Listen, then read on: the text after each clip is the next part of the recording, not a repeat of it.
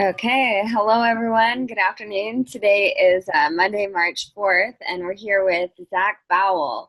And Zach, you and I met at the TAB conference, and I really Yeah. enjoyed watching your panel. And thank you so much for for coming on. I've since become acquainted with your podcast, and really enjoyed. I listened to your episode with Willie Woo, the most recent one, but there's lots of good ones. So I'm looking forward to catching up on.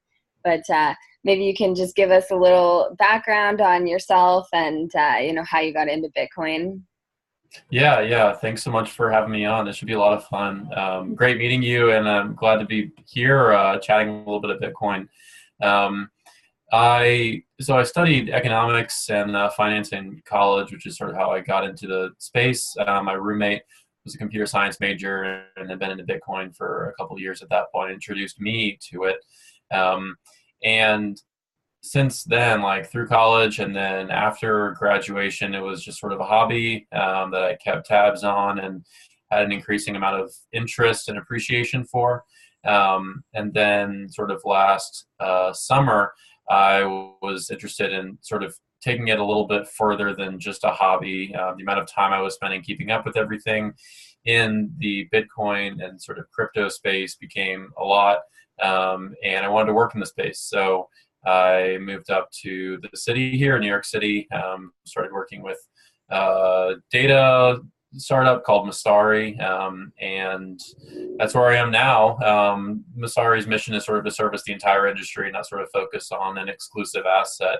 Like my interests primarily are Bitcoin, but Masari works for the entire industry, working on sort of ameliorating a lot of data and information asymmetry issues that any sort of new sector or new technology experiences as it scales. And it's a lot of fun. It's good work. And obviously, like you mentioned, I have the podcast where I chat with people who work on Bitcoin every now and then, pick their brains about interesting projects they're involved in. And yeah, it's a good time. It's a good space to be involved in. Is that Catherine Wu works there at Masari as well? Yeah, she does. Yeah, Yep. I love her Catherine. tweets. Yeah, I met her in California at the it was called Crypto Springs conference, and Oh, yeah. been following her for a while, but I really enjoy her insight. Yeah. Yeah, it's a pretty high-powered team here. I'm like lucky that they wanted to bring me on. Ryan and Catherine and Dan McArdle and Chow Wang and a lot of others. It's a pretty high-powered crew they have here, so it's a lot of fun working with all of them for sure. I bet, and I'm sure they're glad to have you there too, Zach. I hope so. Sometimes we'll see. Yeah. So when you hosted the panel in Atlanta, what am I correct? If memory serves me, you introduced yourself as a toxic Bitcoin maximalist. Was that? I think I'm pretty sure I threw that out there at the beginning. Yeah, it's I don't know, the maximalist meme is something that's like constantly evolving, and it seems to become more and more cringeworthy, which is just I don't know, just strange to me. Like originally, it was something that Vitalik Buterin, the Ethereum co-founder, threw out as sort of a pejorative for people who hate everything except Bitcoin. Hmm. Um, and then it sort of morphed into something that was just sort of adopted by people who like Bitcoin. And then people like no coiners, they're called, or like people who are interested in a variety of digital assets, just sort of applied the qualifier of toxic to like Yeah. anyone who claims Or to. I think Charlie Lee tweeted it out at one point. Yeah. It's just I don't know. It's everything in this space. You cannot do anything in this space without sort of an accompanying barrage or torrent of like drama and all of this. So like maximalism is one of those things that just sort of invites it on its own, maybe more than other things. But like more often than not, yeah, I like my views would qualify as like maximalist views in terms of how I view Bitcoin, the lens that I use to evaluate other assets and stuff. So if people think I'm toxic, that's fine. I'll own it. And No, yeah, I think Charlie put it out there as kind of a joke, like, it's like yeah. extremists or whatever. And there are some, like Giacomo had put a slide out saying, anytime that you spend Bitcoin, like that's bad. And I was talking Yeah. that, there's all kinds of like varying degrees, Yeah. I guess, of maximalism. But Yeah, Giacomo's slide from the Baltic honey badger, people lost their minds over that. And like, I mean, Giacomo is an excellent satirist. Like his presentation was obviously like 90% a joke, but he was trying to prove a point, and the response on social media to that presentation sort of proved the point for him. People just love extremes, and they don't have time for nuance or to like wrestle with maybe complex ideas. And uh, like the monetary and sort of economic theory that underlines the idea that most people mean when they say maximalism is, I mean, it's not like it's pretty simple, but it's maybe unconventional, and so people don't like to wrestle with it, I guess. That's my take why people think it's toxic. Yeah, yeah.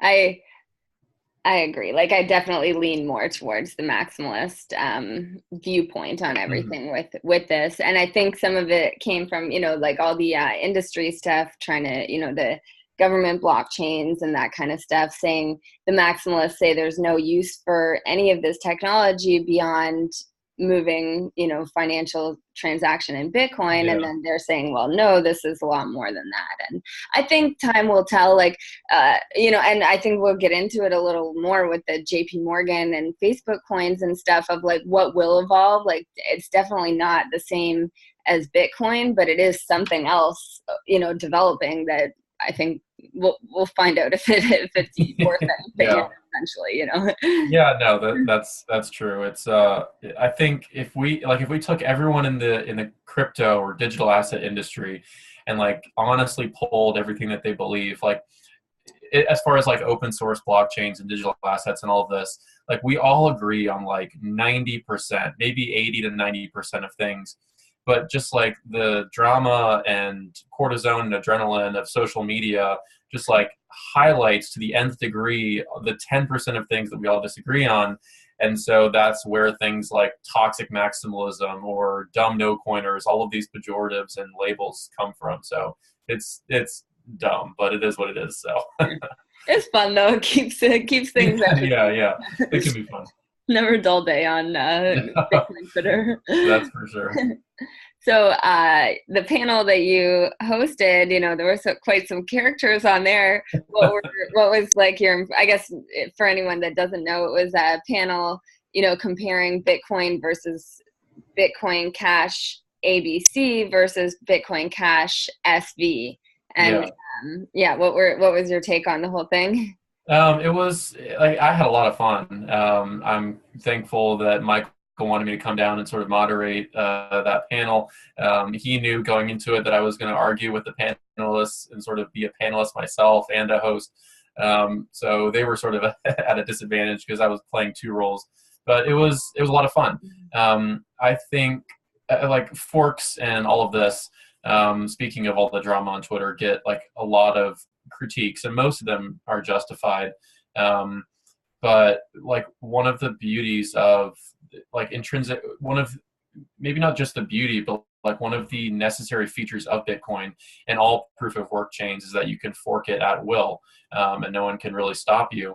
And the only problems most people have with sort of the forks that were represented there on stage and maybe a couple others that weren't is the branding that associates with those forks, trying to represent them as maybe something better than Bitcoin or like an original version of Bitcoin or something related to the founders' initial vision or something like that.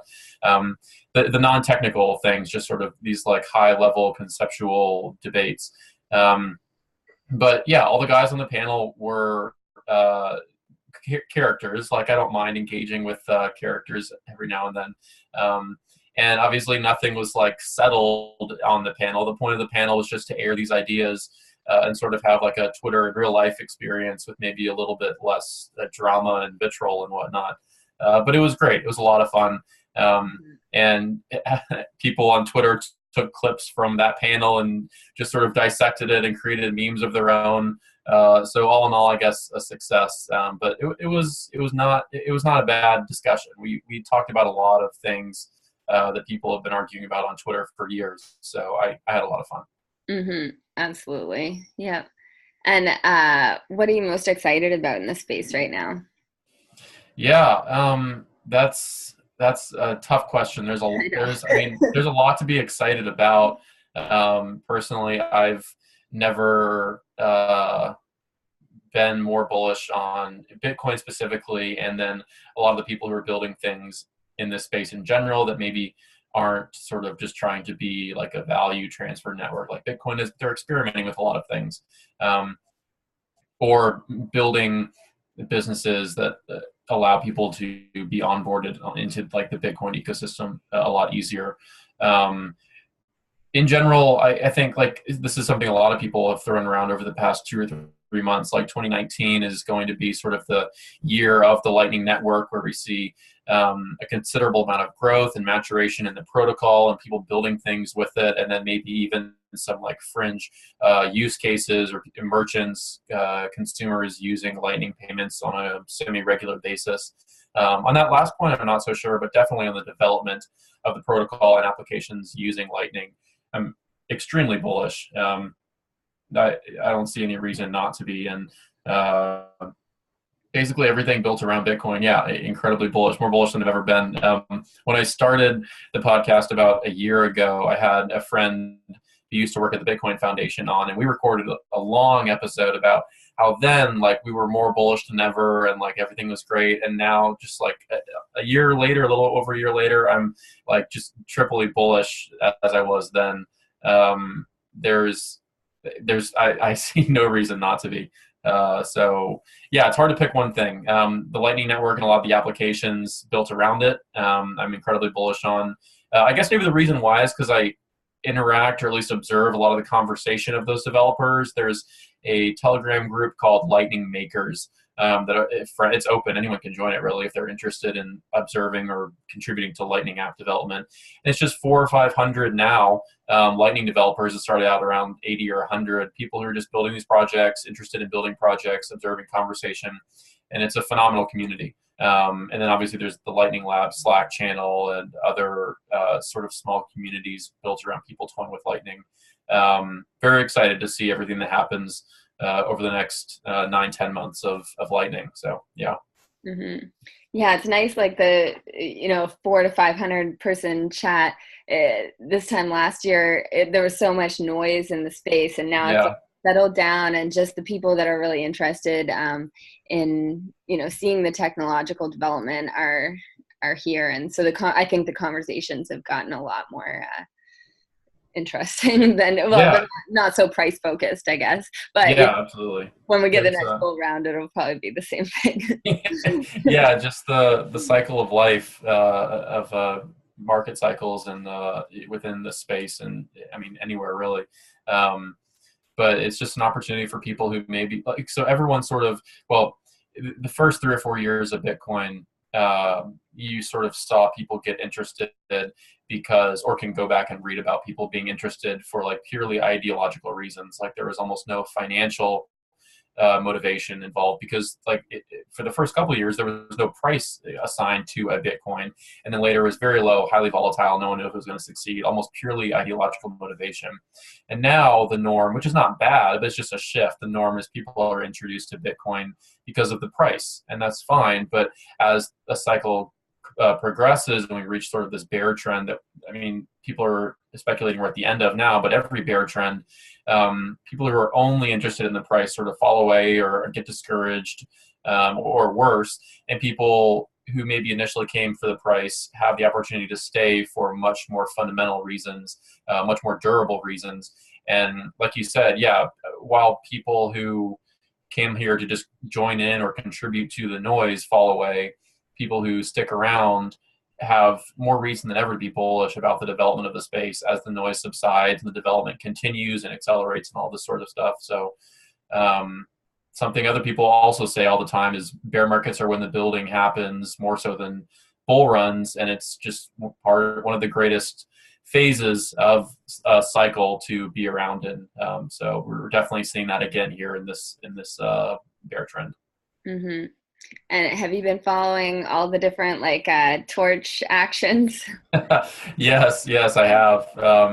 I was lucky to have the original Trustain torch, I guess, a little bit early on. You had that? Oh my gosh! Wow, that's exciting. Yeah, it was a lot of fun. A great initiative to sort of introduce people to the payment flow of the Lightning Network, Mhm. and a variety of multiple people, I should say, set up nodes and open channels and added liquidity to the network, which was maybe one of the indirect purposes of the little game. And now we have like multiple other torches floating around too, and it's just a fun game. So with a lot of good side effects, a great like social experiment, more or less. Hmm.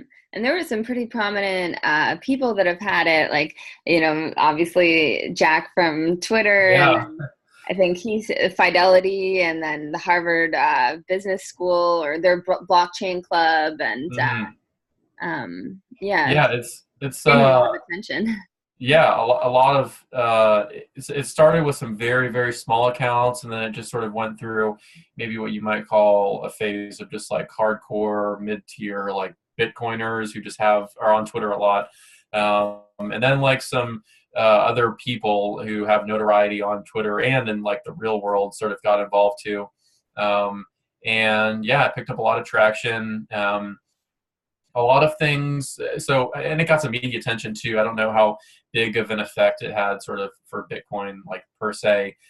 In the real world, Twitter is like On pretty. Twitter, it's a big deal. Yeah. Yeah, it's a big deal, and Twitter is like a very strongly hedged bubble, in a sense. But it was exciting nonetheless. And someone tweeted a spreadsheet of sort of best guesses or like confirmed uses of what people use to sort of hold and then relay the torch.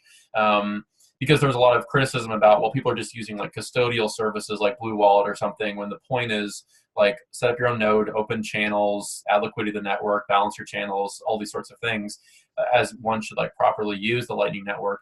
But surprisingly, it was like a 50-50 split almost of people who were using maybe things like Blue Wallet, which is okay, but not ideal, and people who actually set up a node and open channels, already had a node running and open new channels and whatnot.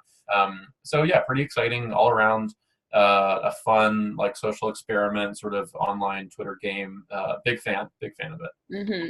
And then the first I saw of it was from Mike in Space, but maybe it Mm. was a conversation already taking place. But he was commenting on, sending it to all these big, businesses, when really the premise of Bitcoin should be censorship resistance, and kind of pushing like a little bit like, why aren't we sending this to Iran, which, Iran is on the OFAC list. And I Yeah. think, very shortly after, Bitcoin Magazine ended up sending it to someone in Iran, if I read it properly. So Yeah, yeah.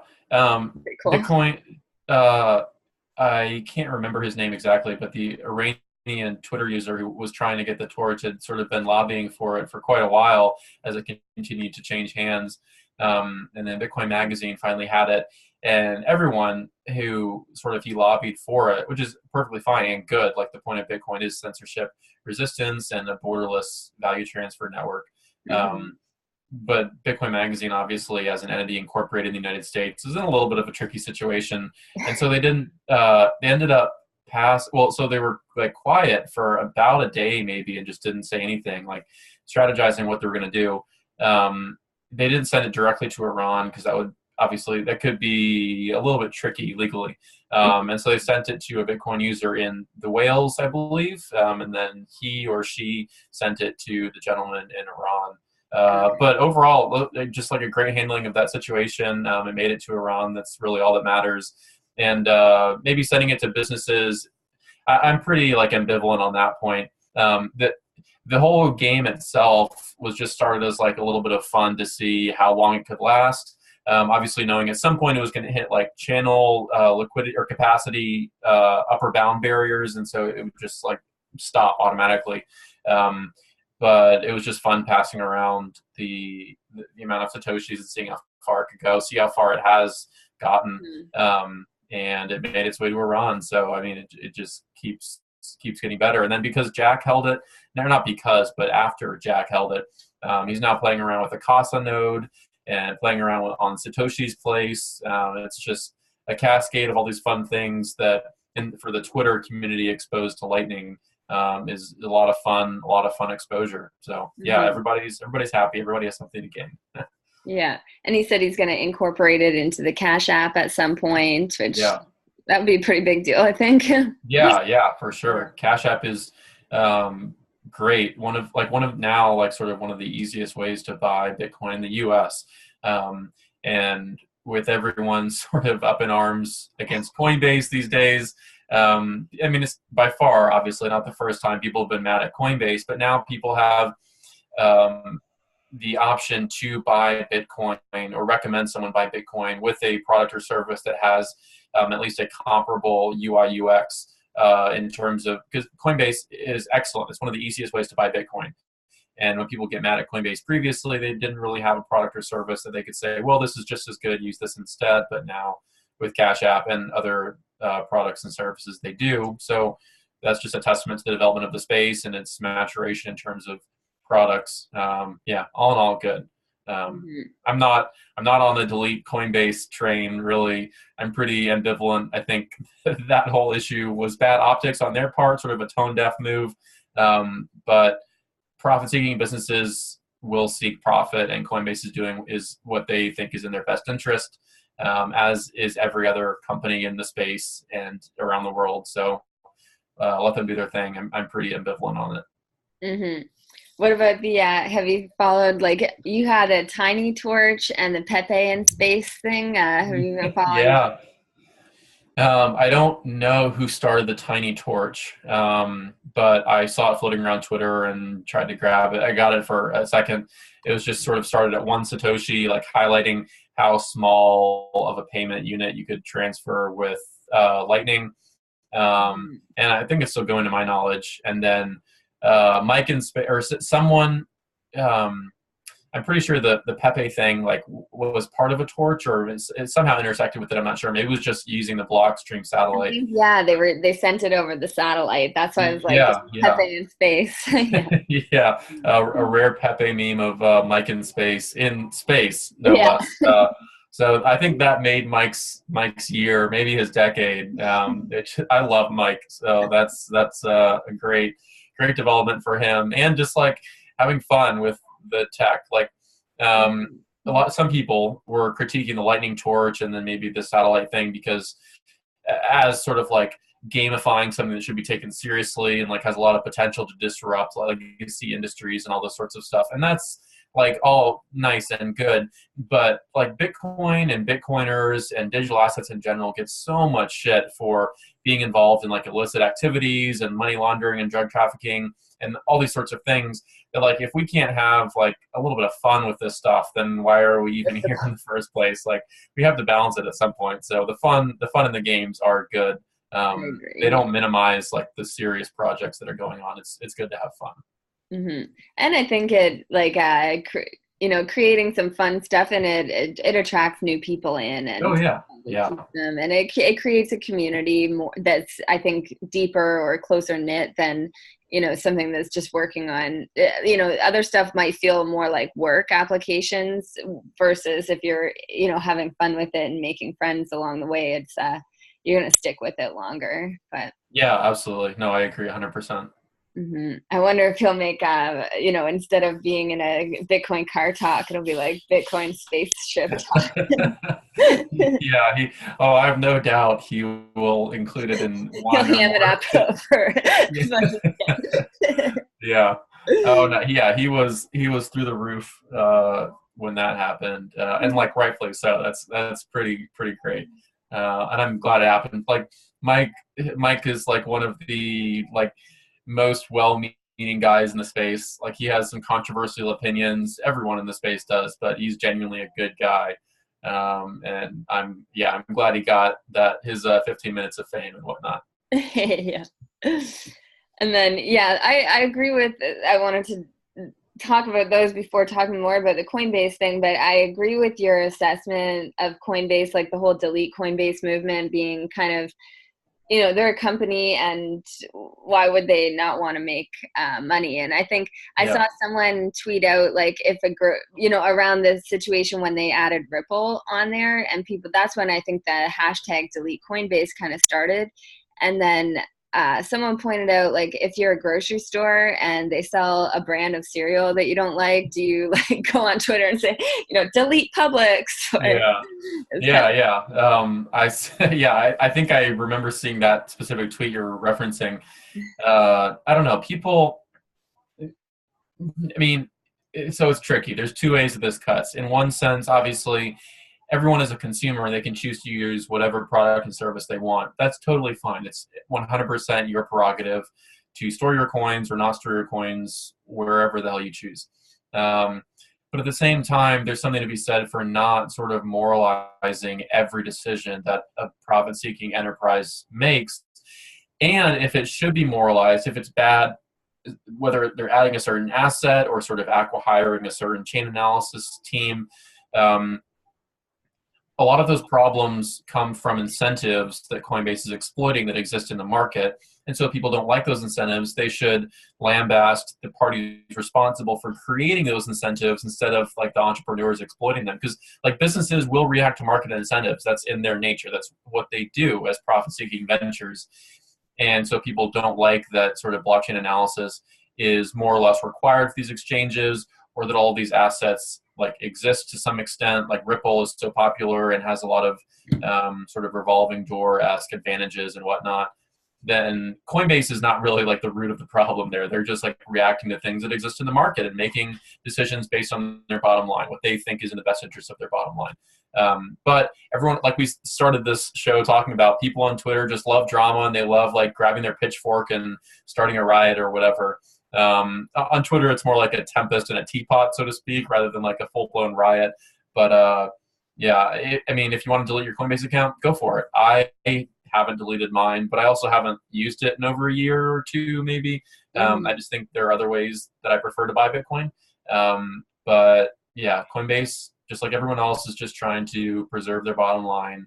And if you don't like why they're doing something, maybe question the incentives that are in place and the people who made those incentives instead of Coinbase itself. Mm-hmm.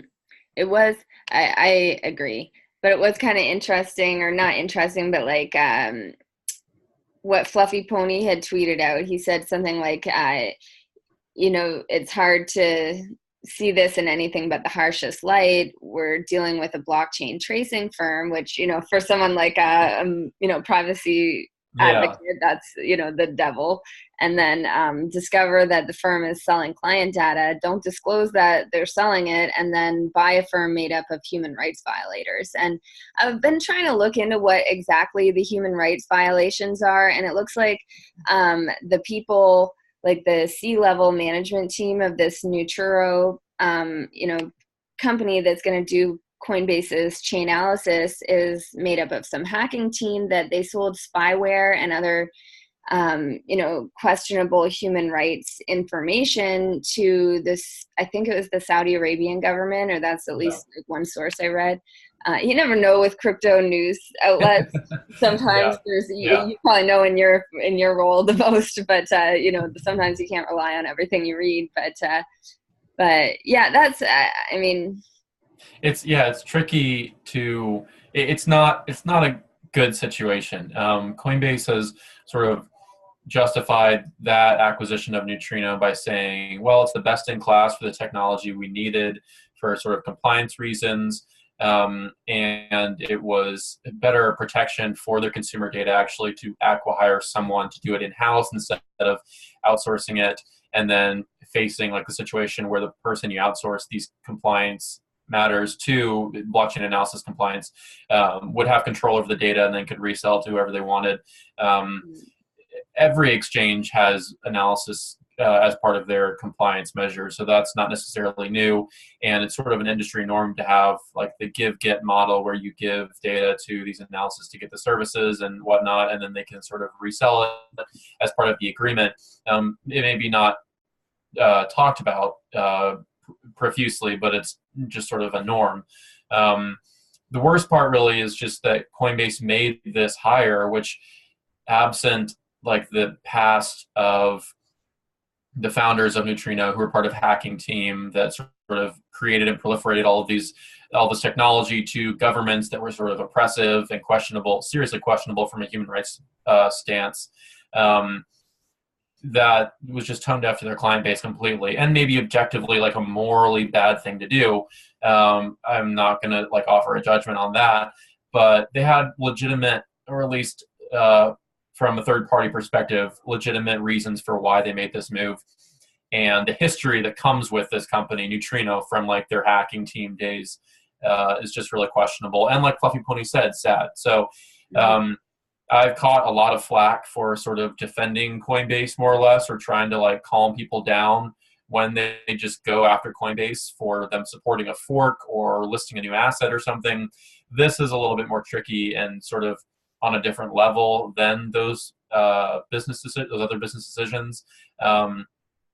And I'm not going to pretend to know like what strategy Coinbase should attempt to like reconcile this like clearly bad move based on the history of the team, which they said they knew about in their diligence, or as like a product of their diligence. But it's like, it's at the bare minimum, it's bad from like a business optics perspective. So what that looks like maybe firing the team or replacing them with someone else, who knows? But it's definitely not ideal, even if there are sort of quasi-legitimate justifications for why maybe that acquisition made sense from a strictly business perspective. It's tricky. It is tricky because, they're forced to do a lot of this tracking. Like, it's not like maybe they want to track the information with a chain analysis, but they don't really have a choice in it. Like, they have to have that in place. So if the one they have, it takes a lot of burden off of them if they can trust the chain analysis provider they're using. And so, I can understand wanting the best in class in that space, because if you don't, you're subjecting your whole business to a giant regulatory risk, and you have to be able to show that you've taken every step possible to comply with these regulations that are in place. So if they were to, if the government were to come in and say, Coinbase, you're not doing a good enough job at this, they could shut their whole business model down. So, but I don't want to make any judgment on it either, because I don't like the sound of this group they're using, and I hate that they have to track all that information and pass it over to the government when necessary. It really ruins it makes Bitcoin a lot like you have to be very careful using it so that you don't touch onto a coin, to a KYC spot now, whereas years ago it felt like it was a lot easier just to move it around, and now I think that's 100%. one of the harder things about it, is trying to keep it private. And what do you think of, but just back on that, like, it's for me, for instance, I get paid by some of my clients in Bitcoin, not all of them, but like, 1 in 5 people or so end up paying in Bitcoin. And I've just, I could, there's the incentive, I guess, to try and get it paid to a private account and not ever associate it with it. But if you wanted to do that, then you can't spend it, and all my bills come in, have to be paid in fiat. So I've found it's just easier to, pay my taxes on the whole thing. And, I have a lot of it is just KYC'd and compliant. And that does take away a lot of the, the reason behind, I guess, getting excited about Bitcoin initially, but it still is an effective tool, even if it is if that, those portions of it are KYC'd, they still have some value that, like, it's transferred quickly, and it's still a store of value. But sometimes it can be tricky to sort of straddle like non-KYC AML finances and KYC finances, and like the fact that, I mean, for most of us, I guess, the majority of like Americans and people living in like very developed countries, KYC isn't usually a problem for them, just sort of like your normal citizen. The problem is when it becomes a problem for a normal citizen. Like, it's not a problem until it becomes one, basically. And more often than not, maybe you sort of have to like go whole hog and not KYC anything, or just sort of stick with the system and sort of treat it as more of an investment than like a lifestyle change of adopting the ethos of Bitcoin and payment security and information privacy and all of these sorts of things. It's tricky, and it's doubly tricky because like the infrastructure that people would use to protect their assets and information and everything via Bitcoin is like very underdeveloped. It's very new, which makes that experience extra hard. So it's tricky all around. Yeah. And what do you think of like the new things coming out, the face coins or the JP Morgan coins? Yeah. I know Bitcoin hasn't actually come out, just rumors, but Yeah. I think it's an interesting development to say the least. I'm not as critical of it maybe as a lot of other people, for a couple reasons. One reason is like these sorts of things. So there was the New York Times headline, for example, that said like Facebook and Telegram are hoping to succeed where Bitcoin failed. The problem with that though is there would be no discussion of like a Facebook coin or a Telegram token and whatnot if Bitcoin hadn't been a wild success. Like the only reason why these coins exist is because Bitcoin and the digital assets that sort of it tried to iterate on it were such a wild success. And these companies want like a little piece of the action, understandably so. So that's a huge signal for Bitcoin success instead of sort of a failure on the part of Bitcoin.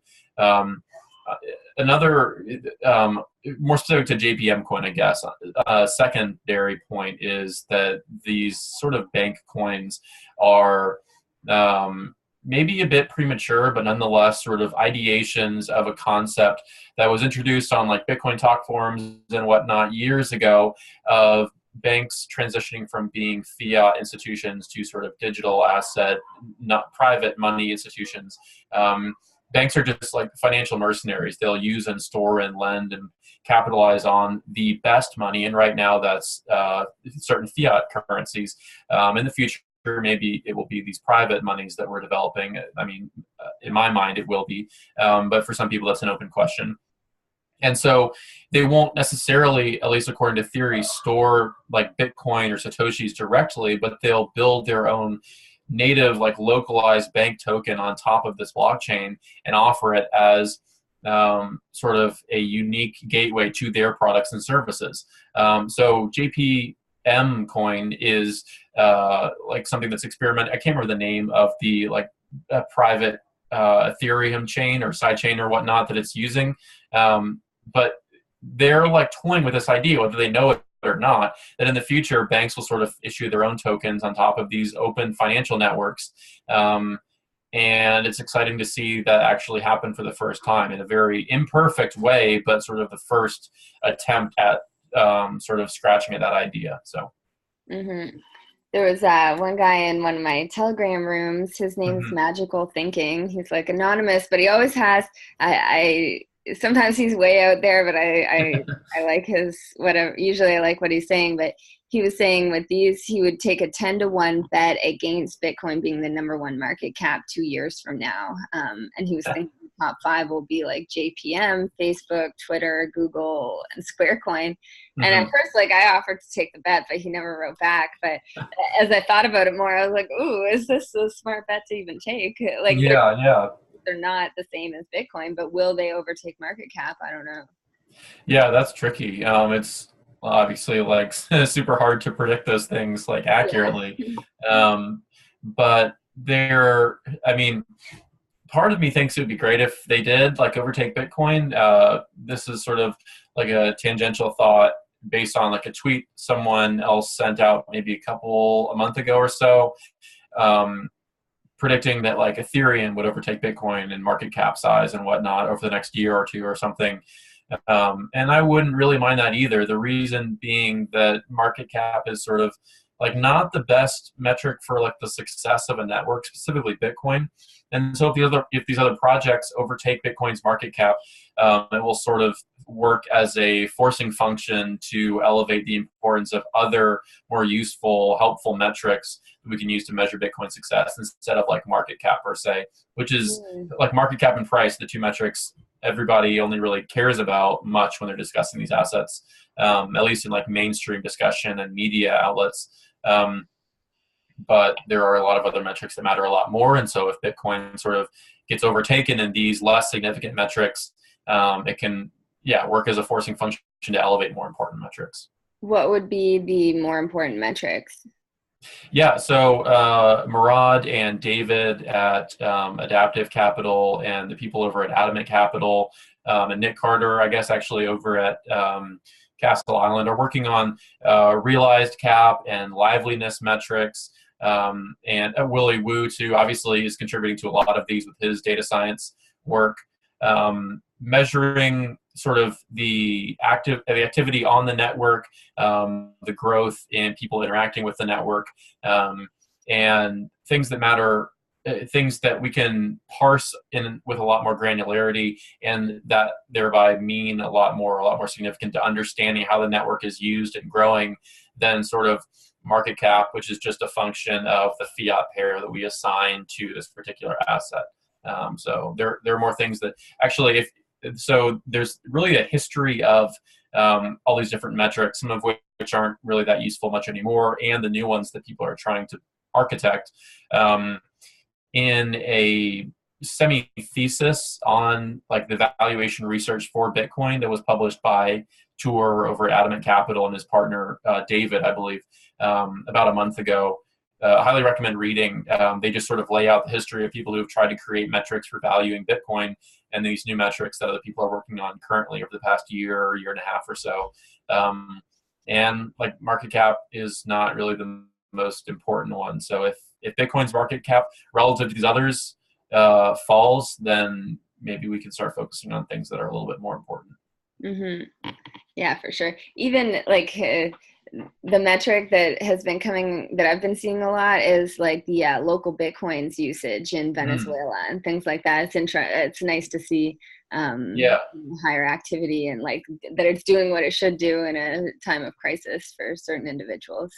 Yeah. Local Bitcoins, Wall of Coins is another. Wall of Coins doesn't publish their data like local Bitcoins does, but maybe especially compared to like Coinbase, which is KYC, AML'd, and limited to very limited to certain regulatory environments. Local Bitcoins is a great way to buy Bitcoin in the U.S. or Venezuela or anywhere in between.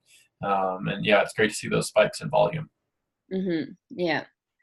And then I saw something you had tweeted out around compelled decryption, and I thought it was really interesting. I was really hoping to read the whole thing before our podcast so that I could have like an intelligent conversation with you about it, but I did not get to read much more than just the introduction to it. But would you be comfortable just kind of sharing a summary of that work that Harvard had done?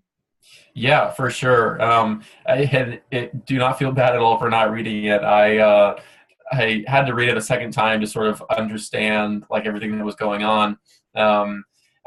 It's from the Harvard Journal of Law and Technology, and it sort of discusses like legal history precedent for forced disclosure of encrypted data and information and whatnot. And there may have been one direct reference to like digital assets and whatnot in the article, but a lot of it was maybe more innuendo or just dots that I connected in my own mind and weren't really the author's intent. But suffice to say, it's a lot of, in my mind, fascinating precedent that can be very useful for understanding how legal proceedings in cases where maybe a defendant, where digital assets are involved to some extent or could be involved, and the defendant is sort of forced to or receive the court order to disclose their digital asset holdings. And a lot of the precedent I was not familiar with before reading it. I'm obviously not an attorney or lawyer by any means, but it's still a fascinating, albeit 66-page read for anyone who's interested. A couple of the things that I noted on Twitter that sort of stood out to me more than others was biometrics as testimonial evidence. Specifically, they made the point of noting how voice recognition can sort of per se be made into testimonial evidence. And so obviously thereby receiving Fifth Amendment protection. And then the just sort of the categorical inability to comply with a court order, or like technical obstacles to being able to comply with a court order to relinquish control of certain encrypted data, which, so like this, the way that, maybe I should clarify, the way this connects to Bitcoin is Bitcoin being a data type. So it's like data that we've sort of monetized, whereas like gold is a metal that we've monetized, and fiat money is like paper that we've sort of been told to monetize and whatnot. And so if we're forced to disclose this data that we have monetized, but we're unable to, two particular reasons why that sort of come out of discussion in this article. One, through an arrangement, what like we would call multi-sig wallets, where multiple people have control over a particular holding, and only a certain, like there is a threshold for how many people need to give consent to relinquish it. So if there's one defendant in a particular case and 7 people have control over this multi-sig wallet holding these assets, and that one person, given a variety of features about the wallet and the arrangement and whatnot, would be practically unable to comply with the court order.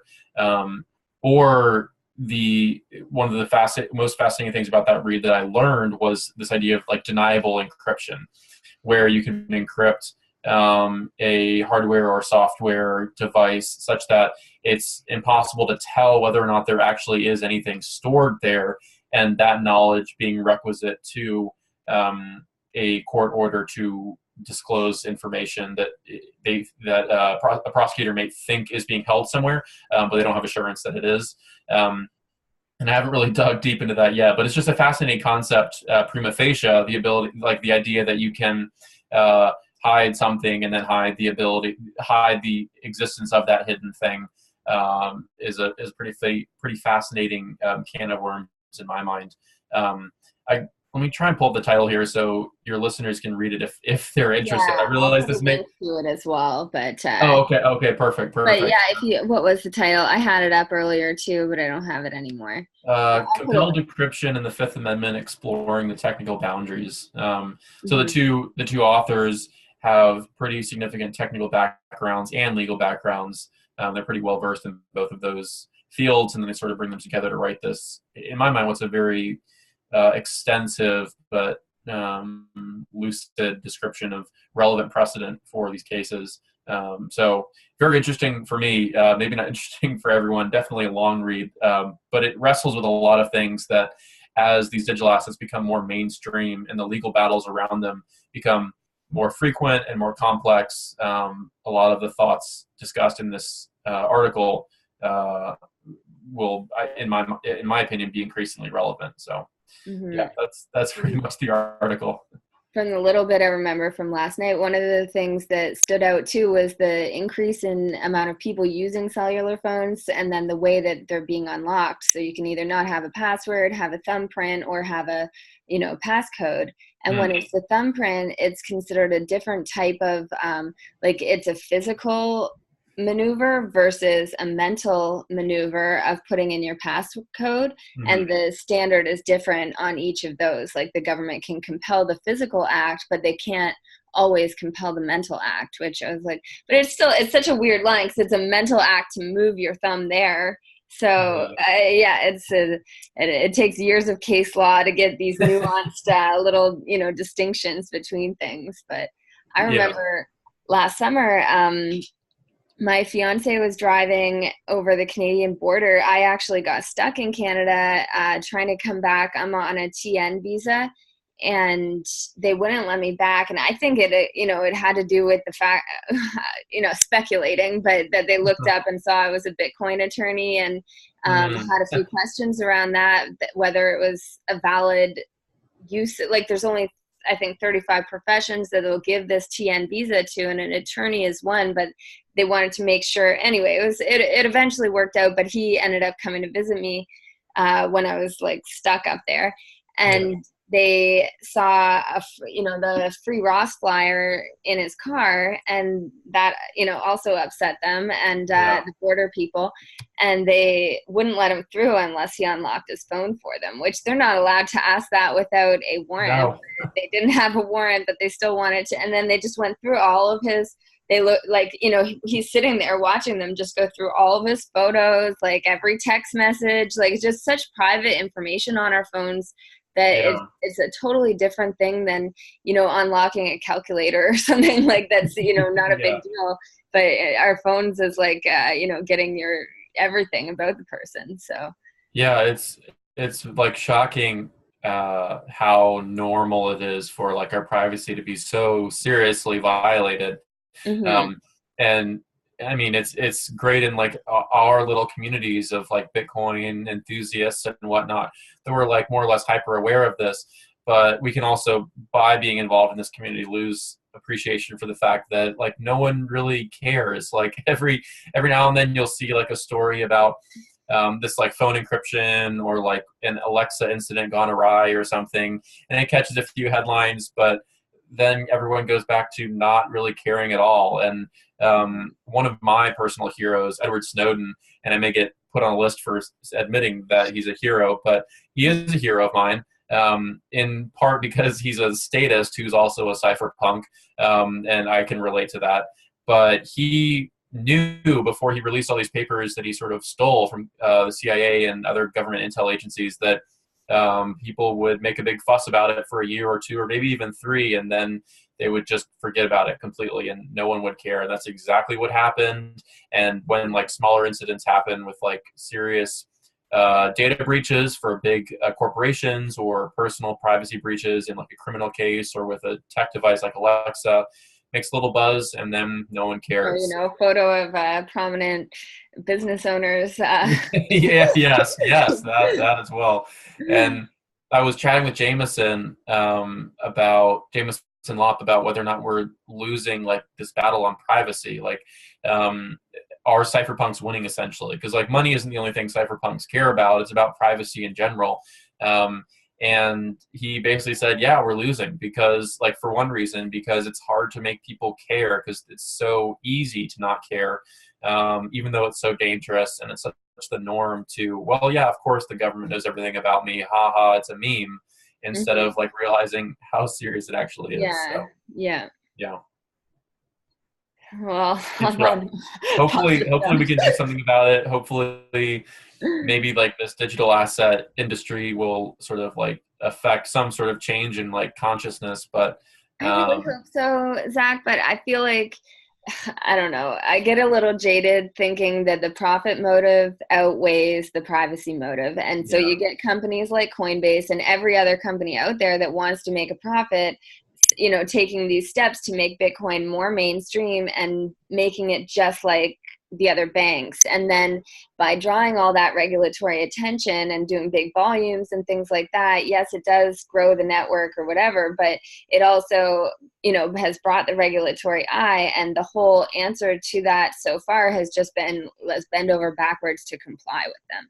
And, yeah, it's not advancing any, well, I say that and then look at like the in early part of our conversation how great Lightning is developing and like other stuff, but so I guess I feel like it's going in two paths, and one is becoming very compliant, doing everything possible to keep their profit flowing, and then the other one is creating, like, there's such developments in privacy coins this year too, and then the Lightning network. So hopefully it stays. I saw one thing showing. Probably shouldn't even be talking about it because I don't know the facts enough, but I think you might. Uh, okay. the Bit Fury, like, didn't they do something where they were KYCing people on the Lightning network, which would create a chain, like an ability to do chain analysis on that network too, or Yeah, Bitfury also has like a chain analysis service, Crystal, I believe it's called. That's sort of in the same category as like chain analysis or Neutrino or these other services. Um, and obviously, like hardcore, no one like likes chain analytics in the sense that like the purpose that these companies do it for. Um, but they're also sort of necessary from a certain regulatory perspective, and so that's why they exist.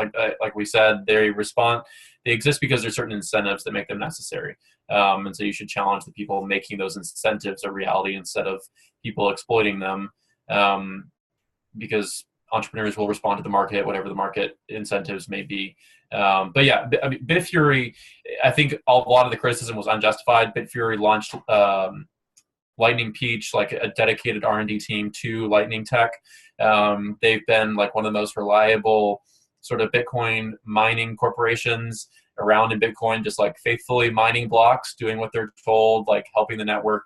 And they also have a chain analysis product, service, whatnot, which no one likes, but people use because they sort of have to. So yeah, Bitfury all around is like a good actor in the space, more or less. Okay. They just Crystal, I think it's called Crystal. I can't remember. But did they do something where they tried to do chain analysis of the Lightning Network? Oh yes, yes. So one of their Lightning Peach, the wallet I think it is, was storing customer data or something like emails and maybe identification, like photo ID or something. I'm not entirely sure. I don't actually use their wallet. I'm just familiar with a couple of the guys on the Lightning Peach team. Mm-hmm. And it wasn't some sort of like huge data breach or whatnot. People were just questioning, why are you storing this data? Like, what use is it? Because it's sort of like something that Casa, for example, exemplifies is radical privacy in the services they offer, like protection of their customers. Whereas in like a normal business environment, what Bitfury was doing is like normal to like pretty minimal as far as the data they stored. Okay. But it just sort of crossed some wires for people who are fans of radical privacy. And like maybe Bitfury doesn't need that data at all. I'm not really sure. I don't know the details on why they were collecting it, but it was pretty normal. Mm-hmm. Okay. Well, thanks for clarifying. Yeah. And so what's next on your agenda? Are you going to any conferences? Not to speak yet, at least to my knowledge. But there in June, there's a Bitcoin conference in San Francisco, hosted by the Bitcoin magazine, BTC Media. That should be a lot of fun. So I got offered a ticket to go, and I am planning on it. The lineup looks amazing, all the speakers and whatnot. If you're interested in Bitcoin, it's pretty much one of the conferences to go to this summer. So yeah, looking forward to that a lot. Nice. Awesome. And where can people find you if they want to get in touch or follow your Yeah, sure. I'm on Twitter a lot. I'm actually off Twitter for this week, which is rare, but I'll be back on after that. Or I'm on Telegram. All my Twitter messages are open. Feel free to shoot me a message. But yeah, Twitter and Telegram are pretty much where I am most of the time. Nice. Okay. Well, thank you so much for your time. I really enjoyed talking with you. Yeah, thanks so much for having me. This was a lot of fun. I really appreciate it. No, thanks. Well, have a good afternoon, and I'll probably, when you're back on Twitter, I'll see you on there. Yeah, yeah. All right. Cheers, Sasha. Thanks so Thanks. much. Bye. Bye.